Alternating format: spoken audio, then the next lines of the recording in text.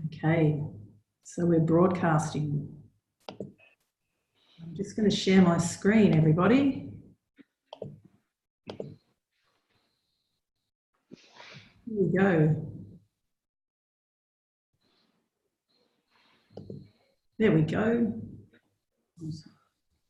Righto. Okay, we're going to kick things off.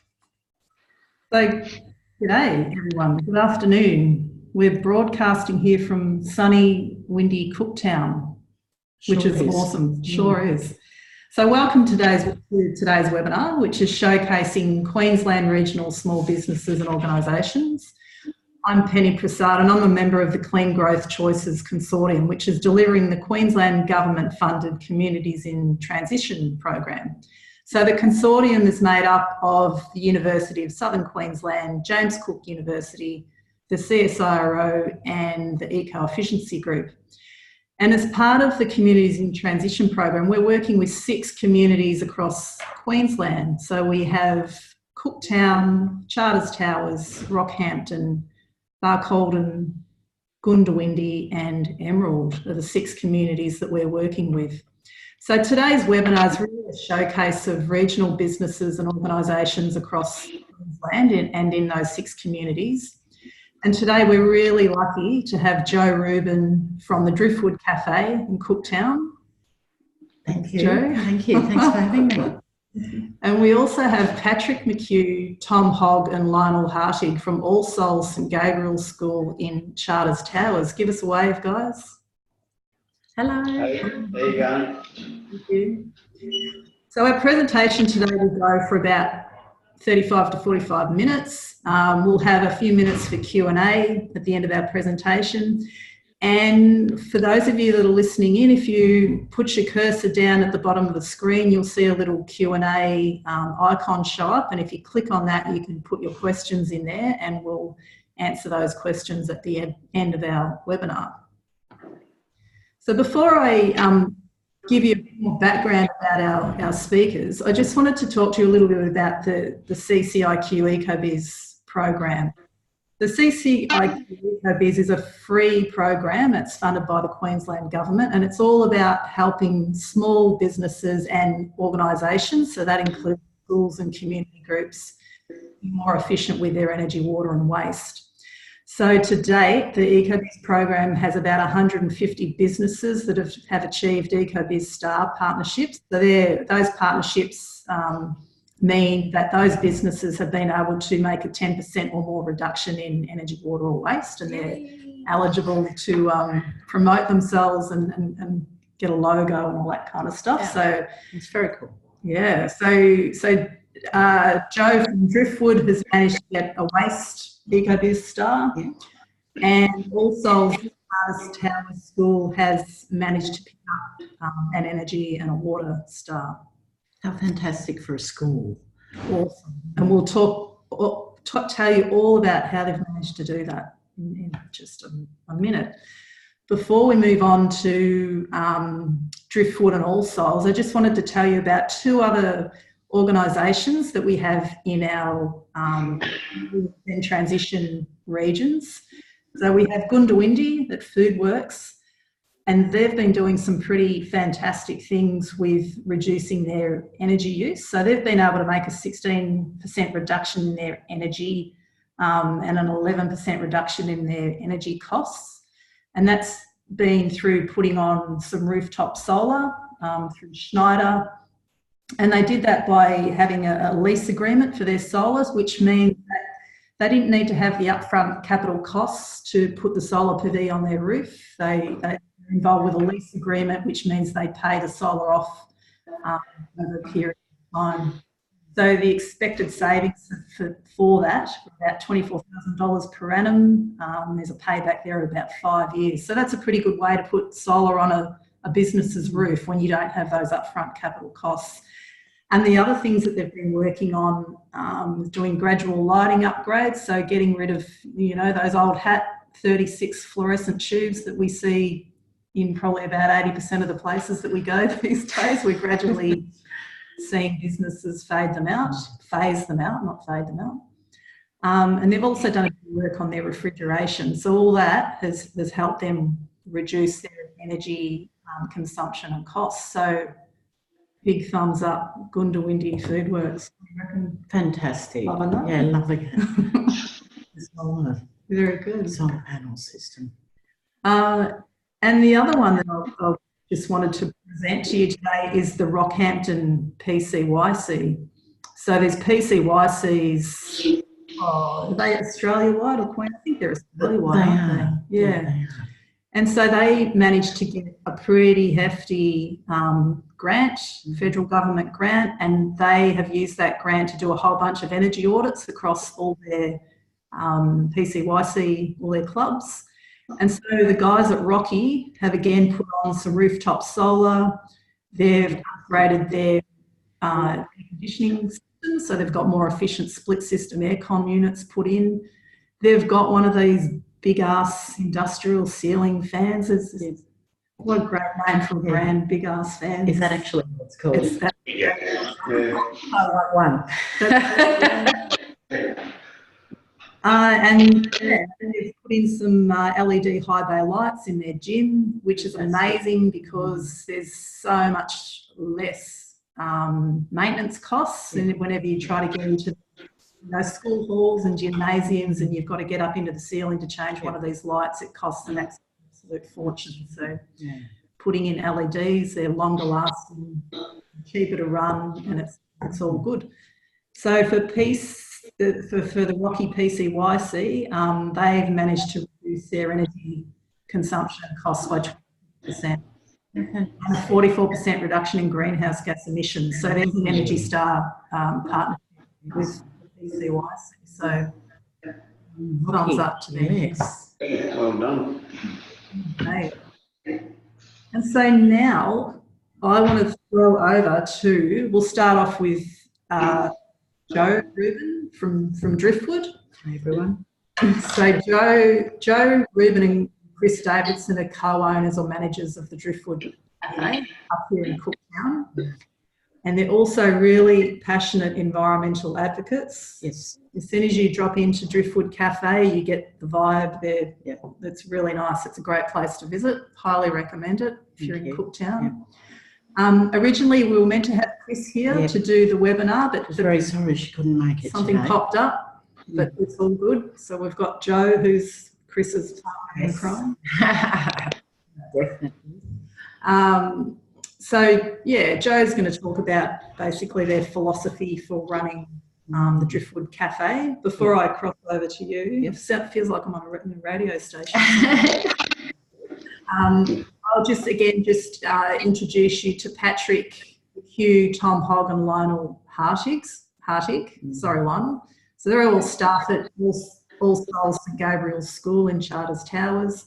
So Patrick is the school business manager, Tom is the maintenance manager, and Lionel is the rural activity coordinator. And they've got quite a few good stories to tell about all the brilliant things that they've been doing at All Souls in Charters Towers. But before we get to hear that story, Chris, Joe, I knew I was going to make that. It's all good. So here we go, over to you. Thanks.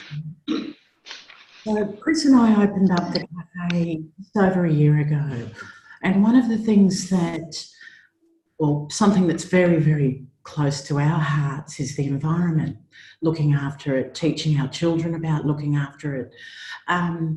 It wasn't a hard thing to incorporate into our business. A lot of the very basic practices like recycling, reusing, and rethinking the way that we do everything, especially from a business point of view, considering the way that most cafes are run.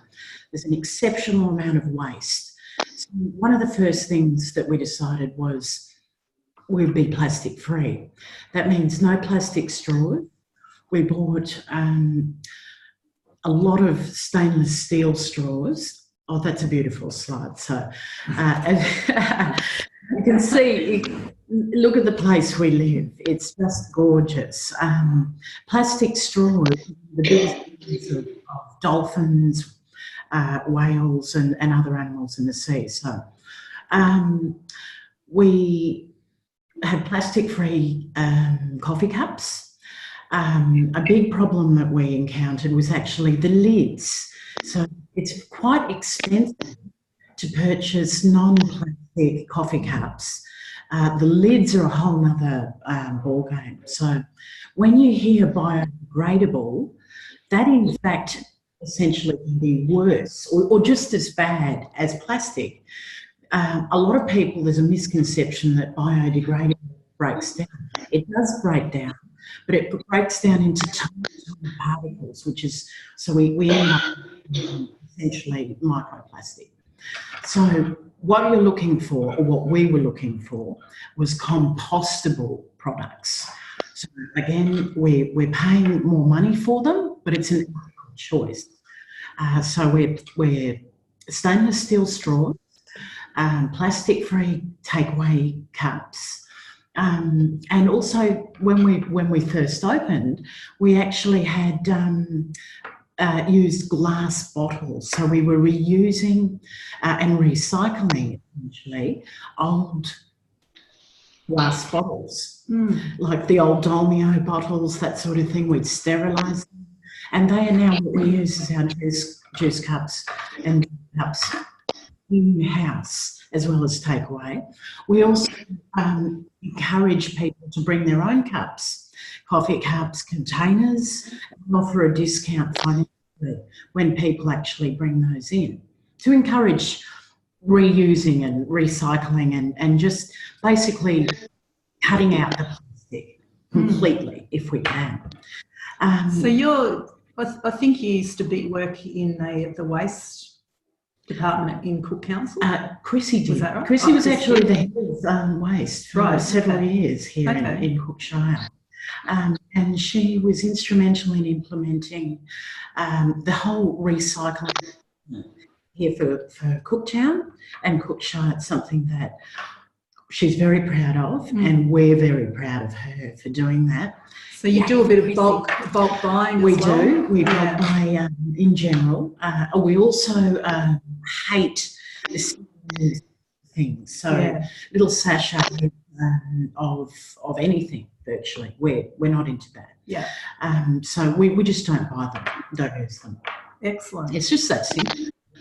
And you're selling your beeswax wraps? Yeah, we're out of them at the moment because they've been incredibly popular. So rather than cling wrap, there's another wonderful alternative, and they're called beeswax wraps. You can make them yourself. There are a lot of wonderful products online. And yeah, we've been selling packages of those to encourage the community. When we first opened the cafe, we were the first cafe in Cooktown to go completely plastic free, and I'm really proud to say almost every other place has got it. Yeah. Yay for Cooktown. Yeah, that's awesome. Absolutely. Yeah, we love that. And then there's a bit of if we follow the waste hierarchy there, so the first one's to absolutely eliminate. So avoid waste. Avoid and reduce waste. So in regards to rubbish every week, we're so successful in reducing our waste that we have one household size wheelie bin, and we put it out once a fortnight. From a cafe? From a cafe, a commercial business. That is incredible. Yeah. Okay. We recycle everything. All of our food scraps we compost or go to landfill. And so you've got some nice the pillowcases. Yeah, so that was reusing old pillowcases. We've got a shout out to Beck, a very lovely friend of ours who made these gorgeous napkins out of old pillow slips. We actually scoured, we used all the ones we had, scoured a lot of op shops, and just, again, that's an excellent example of reusing something in a different way rather than throwing it away. Yeah, we're such a throwaway society. And, we really don't need to be. So it's like, do you know what I like to say actually? It's nothing new. Yeah. It's what our grandparents did and our great-grandparents did. Lionel, all of you gentlemen down there at the school, you'll remember before plastic bags, plastic containers, we had paper. Not that that's a great alternative, which makes me, think of another product that we get behind, and that's our toilet paper, the Who Gives a Crap toilet paper. So we use that in the cafe as well. Yeah. Again, so what's the background behind that toilet paper? They donate to... They do. They actually donate all of their profits to back to communities for water treatment. Right. Yeah. So really, really fantastic company, one that we support. And Jo, tell us about the glass jars again, because you were telling me yesterday that, you were trying to get the community to bring in, but it was a bit of a struggle. It was a bit of a struggle when we first started. A lot of people would ask for a takeaway soda or milkshake or juice, and we'd give them this glass jar. And people would look at it, what's this? I wanted a takeaway. And we'd say that's a takeaway. So to encourage people, especially our locals who we love, we actually offered a discount. If they brought that jar back, they'd get 50 cents off their next jar.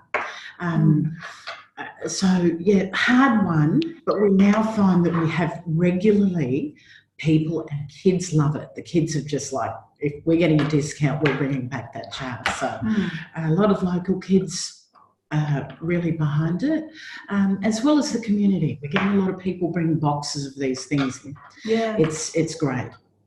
And how about the soda stream? They're actually in the paper on the weekend, and their shares have skyrocketed. Have they Soda really? stream, because I'm kind of glad to hear that. Yeah, actually. it's all back in vogue. Yeah, and it's funny, isn't it? It's becoming on trend again. These things that, again, they're nothing new. These are old practices. We're just kind of bringing them back in, and they're becoming trendy again. Yeah, so the soda stream, like I said, we're plastic free. So we don't sell bottles of water, bottles of anything, basically. We make our own sodas with locally grown fruit cordials. So it's healthy and it's environmentally sustainable. Very good. And if we can do it in a cafe, anyone can, really. And if there are any glass jars or PET bottles or whatever, they're all recycled. Yeah, absolutely. I'm really happy to say that Cookshire recently embraced what was, essentially been a South Australian practice. So you can take certain bottles back and get paid for them. So I haven't seen Cooktown this clean for years. It's really great. Nice. Really great. It is. And your ocean bracelets? Oh, ocean bracelets. We don't make any money off of this product. It's just another fantastic company doing really, really good stuff for the environment. So basically every bracelet that we sell, a percentage of the sale goes back to pulling plastic out of the oceans, which is something that we get behind every year. We do beach cleaning every year. Yeah. Awesome. Yeah. Okay. Oh, and you mentioned compost before, didn't you, with your coffee grounds? So tell us a bit more about that one. Yeah, so getting back to reducing our waste, we've got food scraps, we have coffee grounds, as well as all the general waste that's generated from a commercial cafe. So we actually give all of our coffee grounds to farms. There's just a couple who approached us initially, and we were more than happy to do that. So then it minimises our waste footprint, and the plants go back into the ground and help farmers grow local produce, which we then buy. We try and keep everything as local as we can. And you take away food containers? Well, we encourage people to bring theirs in, and again, like I said before, we actually offer a discount if people do, just to encourage that practice and that behaviour. But we also, all of our containers that we use at the cafe are all made out of sugarcane byproduct, so they're completely compostable. Yeah. You can actually plant one of our coffee cups with a seed, put it in the ground, and it will grow. Oh yeah, Break down. Yeah. And social media, that's Yeah. pretty important for you guys, I think, isn't It it? is. It is. Yeah. It's a small community. Most people are on it. So we've got a Facebook page, and we're regularly putting posts out about things that we're doing, reaching out to the community, embracing the community, inviting them to kind of be a part of what we're doing. Yeah, and I'm happy to say we've had an overwhelming support in general. So, yeah, that's awesome. It is awesome, and it's we're really grateful for it. So the knock-on effect is potentially wonderful, actually. Yeah. Okay, so that's a pretty cool story. Yeah. Coming from Cooktown, Yeah, from a all the way cafe up in Cooktown. Cape York. Absolutely, we actually get a lot of people come through the cafe and genuinely surprised. You know, things like the stainless steel straws and plastic free in general.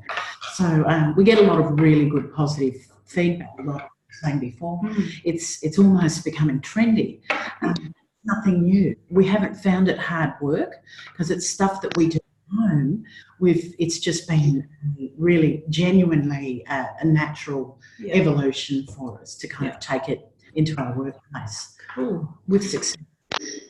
Okay, love that story. Love it. Yeah. Okay, so we'll move over to goals and I'll handball over to you, Patrick, just to tell us about what you've been doing at All Souls, and I'll flick through the slides for you. Yeah, thank you. A great story. Well done, to Driftwood. Look, we've targeted a range of areas over the last several years. We're a co-educational high school pretty much from pre-prep right through to year 12. And we cater for the rural and remote regions of Northern Australia. So we've got about 170 boarders and about 420 students in total here. So we've got about 170 people who live on site during the term time. So, you know, we make meals for them, house them, look after them. So we've got a fairly big site, 420 acres with an extra 380 acres just across the creek there that we used for cattle and horses and rural activities. One of the things we did when we first got here is we had a look, and we were watering during the day, which is pretty unproductive. A lot of that, when you have a look at the evaporation rates, and we had a look at that, gets evaporated fairly quickly. We were receiving recycled water from the council, and we were putting that out directly to one of our main ovals. But we realised too that that was probably not that efficient, given it was receiving a whole lot of water but putting it through a reduced sprinkle system. So we ended up turning that around and putting it to our dam and through to our water tanks down the bottom, and returning that back through the grounds through a irrigation system. And over time we've expanded on that. Each year we keep improving on it, and we've targeted the potable areas where we use normal town water to water our grounds. So that's what we targeted first off. And over the last few years, certainly since 2015, we've reduced our need for potable water by 30%, which is pretty remarkable given that we've got 170 students and residents, which would total just under 200 on site. So that's a pretty remarkable effort. And what I've liked about it too is, and that's why we've got Tom and Lionel here too, a lot of the things that we've done isn't just one person driving it. It's from the board through to the staff, through to the students. Everyone's had sort of buy-in in these various areas. And you know, we've also looked at solar panels, and we put 50 kilowatts on our buildings here, and At the time, back in 2015, when we did that, it was a 2.1 year payback, so it was very economical for us. Electricity rates were quite high, and we've managed to save back then from about $27,000 a year based on our current rates at the time. We looked at storing it, but at this stage, everything we produce we use straight away, and that's even through the holidays as well. So we're looking to expand that, but currently we've got about 50 kilowatts of power. We had a recent audit in our kitchen and just had a review of how we do things there, the way we serve meals to the way we manage waste. And what we ended up doing was purchasing a composter, and pretty much 90% of our waste, our food scraps, are now recycled through this composter, which produces, there's no smells to it. You can put meat in there. It does use power, but by the end of the week, it's reduced basically the food scraps by down to 1/6 of its original size, and it's pretty much compost that we then use around the ground. Fertiliser and enhancing just our gardens as well. So we used to have pickup bins pretty much 5 days a week. We're now down to 2 days. That'll include cardboard and packaging. Yeah, but we've worked out that 90% of our food scraps are diverted from landfill, and we use around our gardens throughout the school. The other things we managed to do as well, the school's motto is Servere Regnare, which is to serve is to reign. And our kids are heavily involved in service activities, and we've got a Leo's Club here, which is the youth organisation of the Lions Club, and they're big into recycling glass and bottles, so we've managed to put all those types of bins around the ground, and through our students we recycle that. Patrick, can I just pull you back up a little bit and just tell us a little more about your solar PV system? So they've got like individual inverters for every pair of panels, I believe. Yeah, so a pair of panels is monitored through a log-on system, and that's run by Solar Edge, which is a company that we've used to install these panels. And we're also in negotiations with getting green technologies to maintain them, the solar panels, and do the maintenance on them, which doesn't require a lot of maintenance, but we can monitor the effectiveness of those panels through a website. It can tell us throughout the day how effective they are, or if some panels are either in shade, not producing a lot of electricity, or if some of the panels need a bit of a service. So we're looking to get green technologies to manage that for us. We tend to look at that every few weeks. We probably don't do it daily, so we're going to look at outsourcing that, and that will help us with our maintenance of the panels as well, making sure they're running at their optimum. You also got a performance guarantee, didn't you? That was really helpful in your decision to go with that company, I think. Yeah, very much so. We looked at a few different options that were out there, and we wanted to know how effective solar panels would be, and they said that they would guarantee that on average 250 kilowatts a day. Now some days there'll be overcast weather and it won't produce that, but on average it would produce up to 250 kilowatts per day. And that we don't sell it back to the grid. As I said, we use all of that energy throughout our day, whether it's in the dorms, in the classrooms, the admin offices, throughout the ground. So at the moment, because we looked at battery backup systems as well. There's a few schools in WA that have gone very much into battery storage, but their paybacks are a lot higher, because at the moment the battery storage system isn't. There's still a bit of work to be done in that area, and they're fairly expensive, and not at this stage for us, not that efficient. But gradually, as we expand our system, we will look to adopt the battery backup, and because with our dorms we've got air conditioning, and that's not really used till the night time. So we hope to be able to have enough power to store and run that. But that will take some time, and we're waiting till that technology's further advanced. And how about some of the lighting? You've done some pretty good things with some of those external lights as well. You've even, made your own external solar powered light.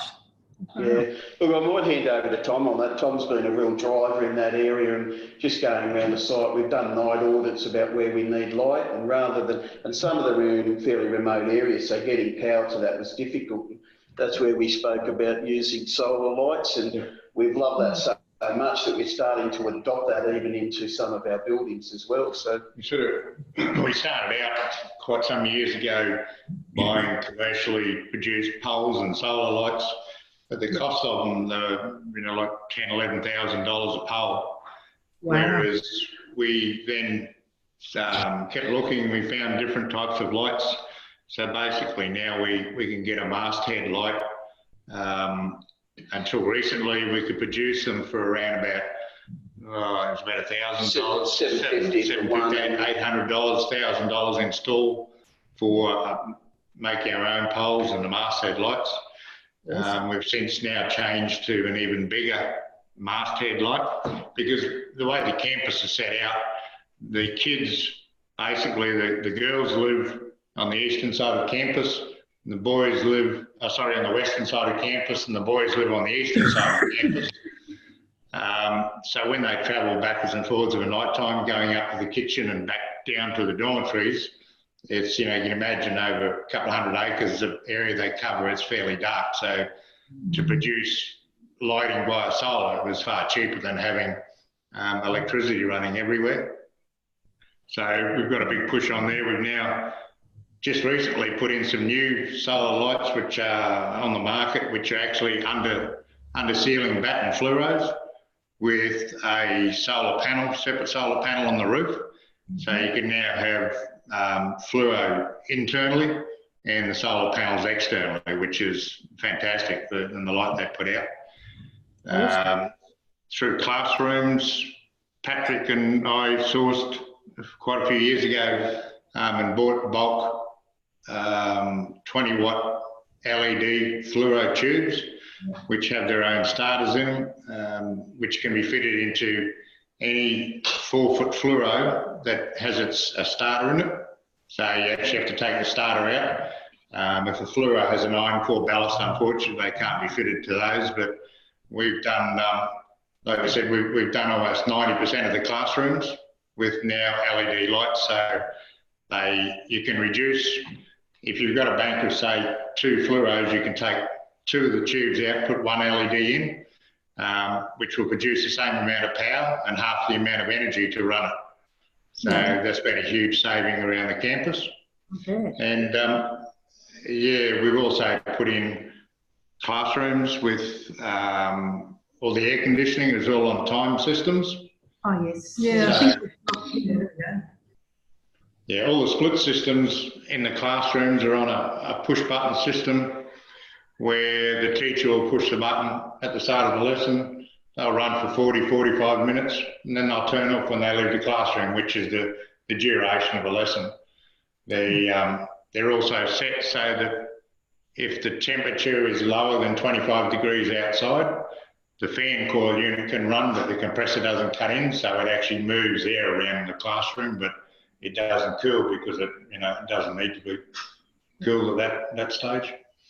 So yeah, that's probably covers most of the power saving methods, apart from, as you see there on the screen, when we did the air conditioning upgrade around the entire campus, every building that the air conditioners went into had a solar guard reflective paint put on all the roofs. We also did that with the kitchen to try and cut down on some of the thermal radiated heat coming into the kitchen. And it's supposedly supposed to reduce the temperature by 4 to 5 degrees, which is fairly significant. And then that reduces your running cost of your air conditioning as well. With the lighting too, particularly the external lighting, we've gone to digital timers and replaced our day and night sensors. So the lights used to run all night based on, as soon as it got dark, it would come on, and as soon as it got light again, it would turn off. So we've swapped all those over to digital timers.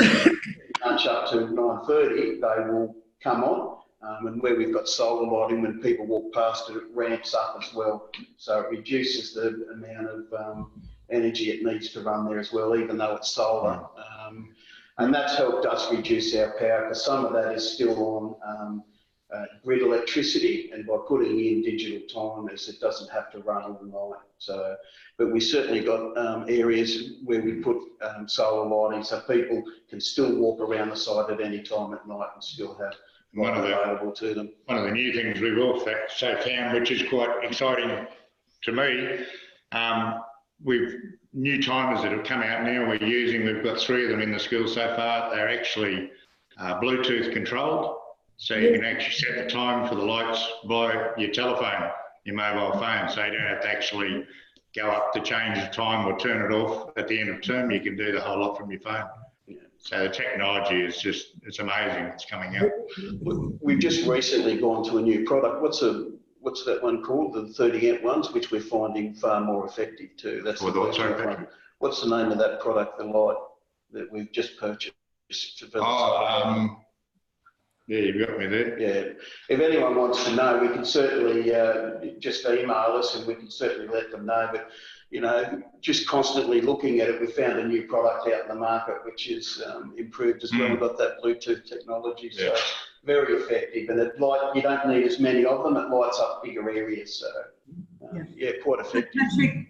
Patrick, can you tell us a bit more about the water? Because that's an amazing story, that one. 30% reduction in town water to the school. Yeah.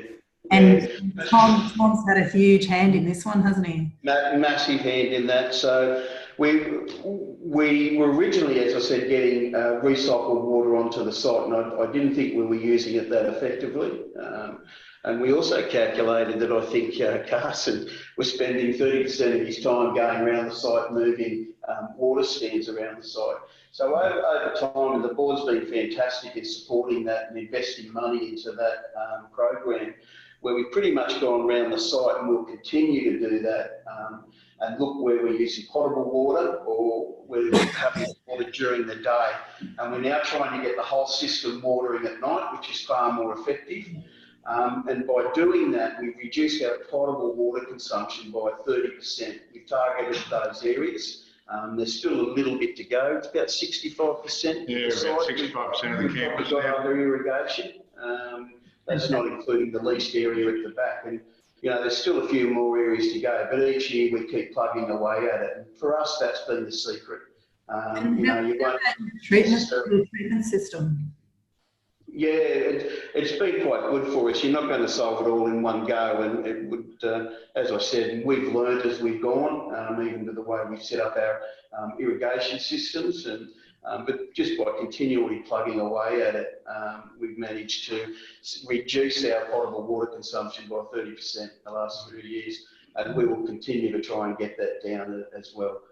We're very proud of that fact and contributing to Charters Towers Water. You know, so are you using membranes to do the treatment? Well, I'll let Tom answer that. Sorry, what was that, Penny? Is it a membrane system that you're using for the water treatment? No, the water that we get from council, the recycled effluent water, is Class C, which has got E. coli in it. So basically, it needs to be to use it. It needs to be out in sunlight for 2 hours at least, 2 to 3 hours to kill the E. coli. So what we did is we put in a chlorination plant, and the challenge was to basically build a chlorination plant that could chlorinate the incoming water, because when we get it, it comes in, as you can imagine, in a 2-hour period, we get 115,000 litres of water in 2 hours. Yeah. So the challenge was to get the equipment that was suitable to chlorinate that amount of water. So basically the water comes in, it activates through flow switches, starts electronic chlorinators, and we have a 1,000 litre pot of chlorine in our chlorine shed. that injects chlorine into the incoming water. Once the tanks are full, when the 2 tanks are full of water, there's a float switch in there that activates a butterfly valve down at the dam, and the water, because the inlet to the tank is about 9 metres higher than the butterfly at the dam, as soon as that butterfly opens, the recycled water then goes into our dam, because we don't want to be chlorinating water that's overflowing from the tanks into the dam. So, yeah, we had a lot of help. We had Brown's Pumps here in Charters Towers, did a lot of work with me, and also Toro. Toro have been fantastic. Now we use all their gear. And Alan Ray from Toro come up here. We looked at it, installed the whole system. So basically, inside our chlorine shed, there's also a 25 kilowatt pump that works at night time, which runs off this computer system. So I've got programs, I enter programs into that computer, and that computer basically controls the 670 heads that we've got around campus. We irrigate half the campus one night, the other half the campus the next night. And that's all controlled by that system in my office. And if it's been wet too, it adjusts that as well. So if we've had rain, which unfortunately hasn't been that often, but when we get a bit of rain, it accounts for that as well, and won't necessarily go and activate the irrigation. So it's got a rain delay that it shuts off, and then obviously we can set it as well manually to set it to rain days, so we can shut the whole system down so we're not wasting water. And at that stage, it's stored in the dam down the back, and we can pump up from the dam into the tanks in drier periods as well. We've had the water tested, and we're now converted the C-class water to A-class water. So there's no delay at all. The kids can go straight out there and play on it. As Tom said previously, we'd have to give it 2 hours of sunlight, but now there's no problem. It's A-class water, good quality water to water sporting fields with. So there's no drama at all.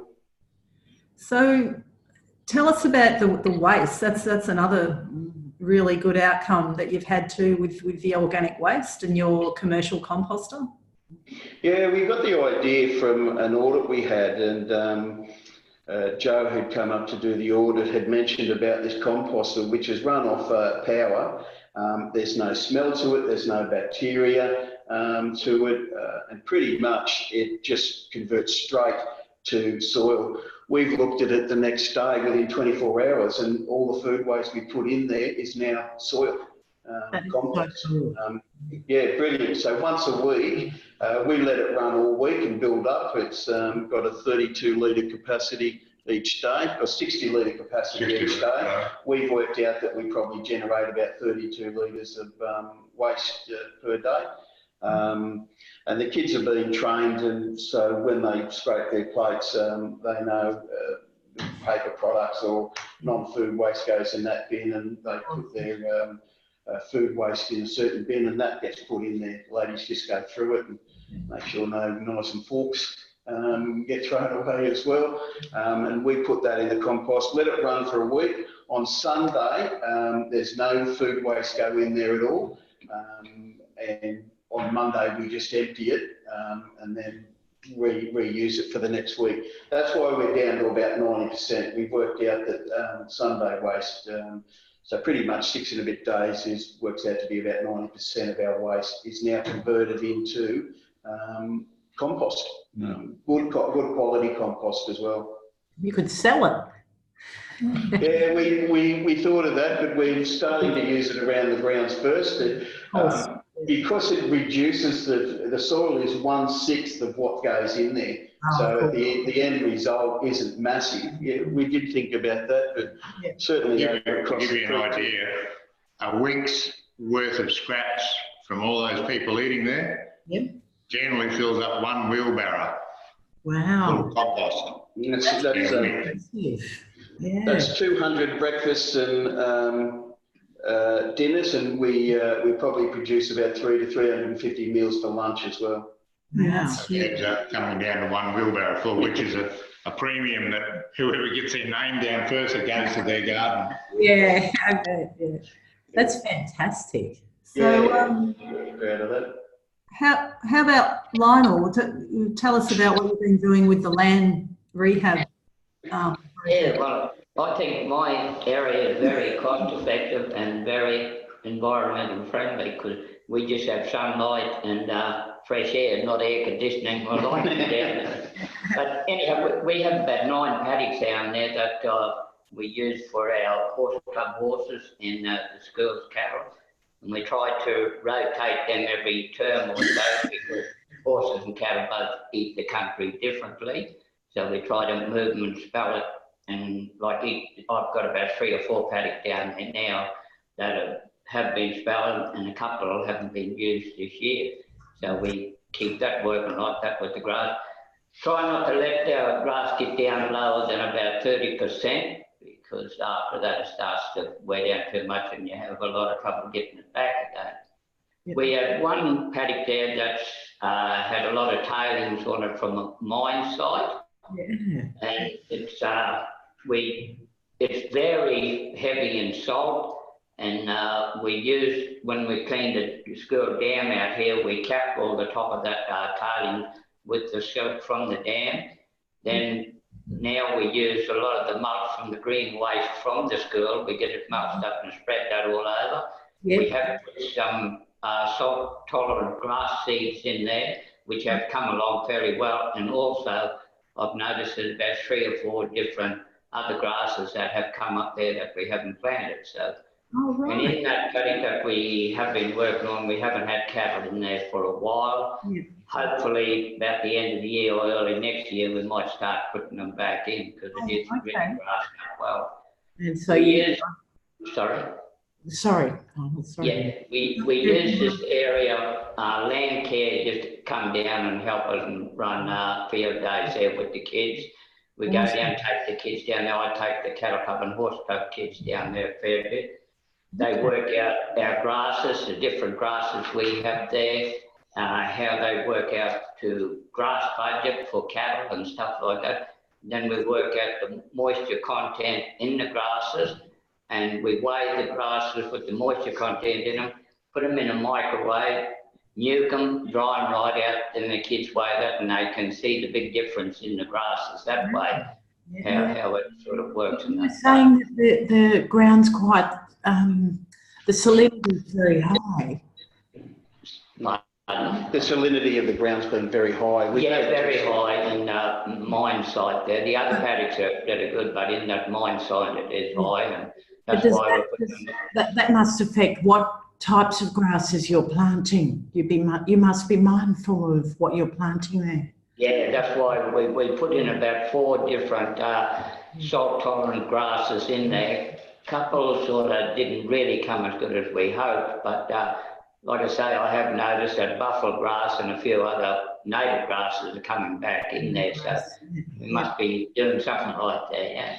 And Lionel got the students to monitor that as well, what would work and what wouldn't, as well as continually putting our grass cuttings, our branches, all green waste from the campus goes down there. So no green waste goes to the dump. Everything goes down to the rehab area down the back. We get it mulched about once a year and just mulch it up. So. And then just spread that over top of the mine tailings. You'll be looking at putting cattle or horses on those blocks? On that, probably, like I say, early part of next year, probably we'll go in there. Hanging on to that, because the grasses that we have coming up, I'd like them to go to seed before we put anything in there and just let it spread a bit more. Yeah, of course. Whereas previously we haven't had any livestock in there at all, or haven't been able to use that. We've now redeveloped it, so hopefully next year sometime we'll be able to get them back in there. How awesome. Good on you guys. Thanks, guys. So we don't have any questions typed in at the moment. If anyone would like to ask a question of Joe or the guys from All Souls, put it in now and we can ask away, but otherwise forever hold your peace. Got about 10 seconds. By all means, if they even want to give us a call at another time, if they've got a question or wanted to know how we've addressed an issue, by all means, hand our details out. We'll be happy to get back to anyone on that. Okay. Well, we'll continue on if my computer wants to. Oh no, we've got a question here. It's been really nice to see a school, like such a huge organisation, embracing a more sustainable way of running yourselves, and that's really great. Yeah. So Melita from Cooktown's asking for All Souls, were the costs of transitioning very high to do all the things that you've been doing over the last couple of years? Yeah, it has been a fairly significant investment, and that's why I've said, you know, everyone's been behind it from the board who've helped fund it. The compost, it cost us about $32,000. There's probably 5 to 6 years payback on that. So it wasn't purely just for cost effectiveness. We're very conscious of our environmental imprint. The solar paneling, 50 kilowatts, that was probably about $65,000. But for us, the 2-year payback on that, that's amazing. 2.1 years payback, which probably shows we're paying too much for our power anyway. But it goes straight back into the school, every bit of its use. The irrigation, we probably spend anywhere from $15,000 to $20,000 a year moving around the site. You know, that has over time cost us a fair bit, but as I said, gradually. But the massive reduction, 30% reduction, and the prices of that from council have skyrocketed. Yes. You know, we're paying an extra $26,000 than we previously did in other years on the same consumption. That would have gone to probably 60, 70,000 extra if we hadn't done what we've been doing. So it's certainly for us, there's two parts to it. It's being environmentally sustainable. You've got to realise where you are in the northern part of Australia. Absolutely. Water is a priority, and so we've been very grateful to the board who've helped us fund this, but we haven't had to do it all in one go. You know, any organisation just keeps plugging away, and over time, it will really benefit you. Yeah. Congratulations, Patrick, for embracing this way.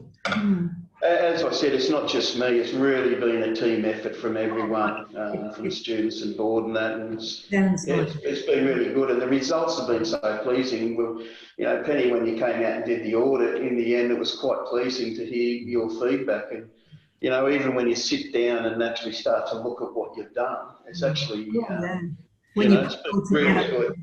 Also, from an environmental point, to be able to use 1.5 million litres of recycled water a week to irrigate rather than 1.5 million litres of canned drinking water. It's amazing. It's a bonus to everyone.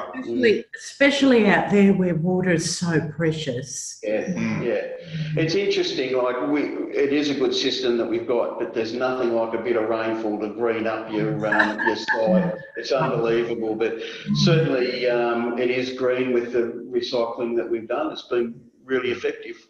All right, Patrick, we better leave it there, I think, because we've gone for nearly 55 minutes now, so we'll leave it at that. There's one more. Oh, okay. So Lester Gabriel from Independent Schools Queensland saying, great presentation. Love what Driftwood is doing, and All Souls. Is the webinar available later? Yes, it is. We've got a recording of it. So I would expect many schools would benefit from this. Absolutely. So thank you, Lester. We're glad that you enjoyed it. That's awesome. Thanks, Lester. Yeah, brilliant. So if businesses or schools or community groups are interested in an ecoBiz assessment, contact CIQ ecoBiz. There's the link there. And what's happening? It doesn't want to change. I guess the message today really is clear that anybody can do it. Absolutely. You have to have that. You just got to take that first step. Exactly. And having it also the mindset to look forward to the long run, the long haul. It's not just about now. And look, you're right there. It's about changing mindsets too, because some people are set in their ways and are a bit. We've experienced a little bit of resistance along the way, but it's about educating people and showing them the benefits of what we're doing, and they very quickly come on board. Yeah, yeah. And getting the kids involved is fantastic. Yeah, absolutely. Yeah. So Thanks for organising it, Penny. we've got a little few technical difficulties here because for some reason the slides don't want to change anymore, but that's okay. So we'll say our thank yous. So it was really great to have you here, Joe. Lovely. Thank you. My pleasure. And good fun. Chrissy was very sorry she couldn't be here today. Well done, Joe. Thank you. Yeah. Thanks to Patrick and Tom and Lionel. Yes, thanks Lionel and Tom and Patrick. And just really lovely talking with you today. to let everyone know, so next week, next Tuesday at 1 o'clock, we've got our 8th webinar in the series, and we're going to be talking about microgrids and community energy projects, which is yay. Yes. More community. Exactly. We'll leave it at that. Awesome. Thanks everyone. Thank you so much. You'll get a copy of this webinar recording, and have an awesome day. Yep. Awesome. Brilliant. Thank you. Okay. Thanks. See you. Bye.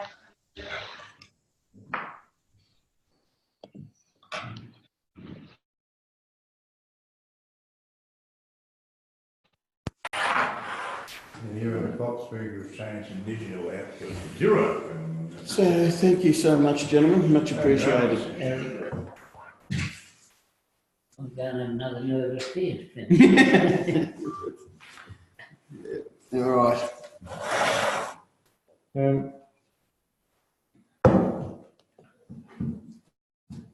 I need to